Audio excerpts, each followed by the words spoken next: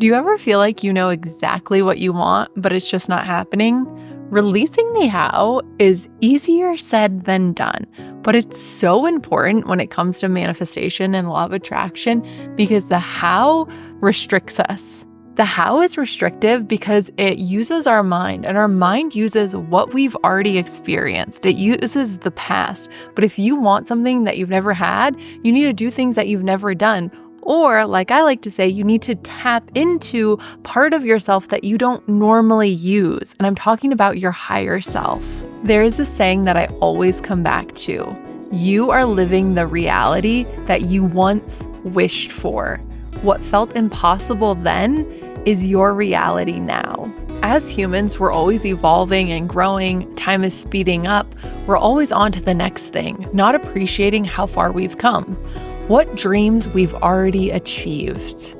3 years ago, I hired a mentor, and one of the pieces of advice that she gave me was to have more space in my calendar, to have blank areas where I could just sit and dream and imagine and brainstorm. And at that time, I had no idea how that was possible because I was managing a team of 7.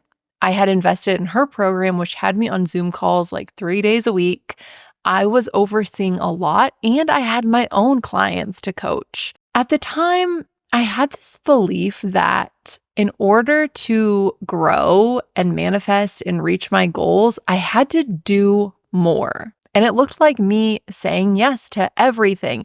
It looked like packed calendars. It looked like networking. It looked like podcasting. It looked like waking up earlier. It looked like working on weekends, posting on social media every single day. However, over time, something shifted. And last night, I was thinking about today, and I realized that I am living the reality I was dreaming about 3 years ago. I woke up this morning excited to sit down with my latte and dream about my life, imagine it, think about what I'm creating, work on my vision board. And it hit me. I didn't get here by doing more. I got here by connecting with who I am and what I desire. The seed was planted. I didn't have to do more. I had to reconnect with who I am and what I desire. I got here from following my excitement. The truth is, the best mentors, they plant the seeds, but it's up to you to water them. The reason it's called inner work is because it's your work to do. Your solution is inside of you. For me, releasing the how meant I had to trust that I'd be okay no matter what.